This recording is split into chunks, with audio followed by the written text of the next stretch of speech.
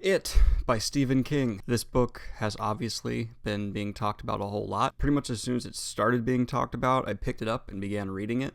But it is so huge, and I'm reading multiple books at the same time, so it took me until now to really finish it. Man, I thought I was desensitized. I thought nothing could really weird me out. But Stephen King touched on some things in it that I thought no author would ever touch on.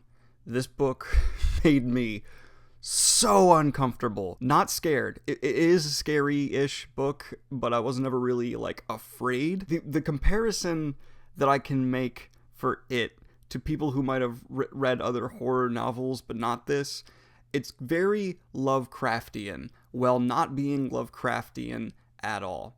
Because Lovecraft, obviously, everyone knows his big goal was to make humanity realize how small and insignificant we are. Stephen King uses a similar approach to an entirely different idea, and that idea is growing up and entering adulthood from childhood and losing your childhood innocence and all of that. I think he completely accomplished what he set out to write. I did some research, and Stephen King admittedly was on a lot of drugs when he wrote this, and it absolutely shows. Wow, it shows. And that druggy result kind of works, and I respect it a lot. It's very different than the movie. Very different than the movie, because there are topics and things that happen in this book that Hollywood will not ever cover. Period. I just believe they'll never do it.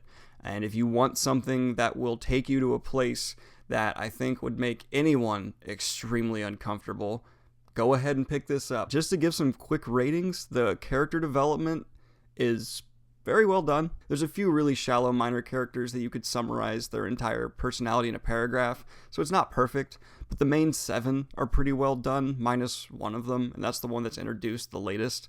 But he's also one of the most interesting for various reasons. I loved all the characters. I thought they were wonderful, of the main group. The world is just our world with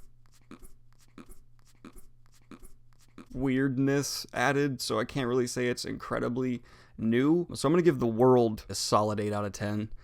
It's not entirely original, but it did what it wanted to do very well. And of course, Stephen King is Stephen King. His writing is magnificent, and it's technically basically perfect, so I'll go ahead and give that a 10 out of 10. For my personal review, I'll go ahead and say I can't really place a number on it, because I enjoyed this book in the sense that after I picked it up, it was very hard to put down.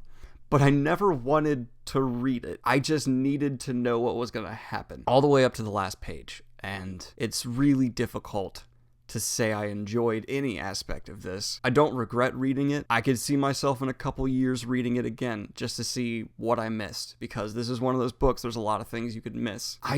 Man. I might do an in-depth spoiler dive into it, mainly because I just need to get my own thoughts on it straight. But I don't want to give this a something out of 10, honestly. I'm gonna give it a out of 10. That's my official review of it. Out of 10, and pretty much will make anyone have dark memories from their own personal childhood come back and haunt them. Yeah. That's my review of Stephen King's coup de grace masterpiece, It.